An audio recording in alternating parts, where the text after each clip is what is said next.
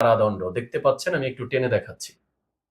তার মানে এই সেই শাহজাহান চৌধুরী যার কথায় সূর্য থেমে থাকবে, যার কথায় পুলিশ উঠবে, পুলিশ বসবে, যিনি বলছেন জনগণের ভোটের দ্বারা নির্বাচন হলে তারা নির্বাচিত হতে পারবে না, প্রশাসনকে তাদের পক্ষে ব্যবহার করতে হবে।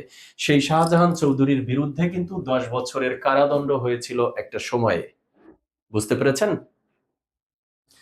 এরপরে সাবেক শিবির নেতা 200 কোটি টাকা নিয়ে লাপাত্তা, যদিও এটা মন্ত্রী রিলেটেড না, এটা অ্যাভয়েড করি। এরপরে জামাত নেতা জবরের কবজায় এতিমের সম্পদ, এটা নিয়ে সংবাদ।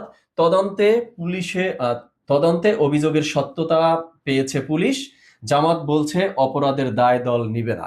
এটা জামাতের একটা কৌশল, সবসময় তাদের কোনো নেতাকর্মীর বিরুদ্ধে কোনো অভিযোগ আসলে শুরুর দিকে তাদের নেতাকর্মী, শুভাকাঙ্ক্ষী, ভোট ব্যাংক, ভোট বাহিনী, মানে ফেসবুক জুড়ে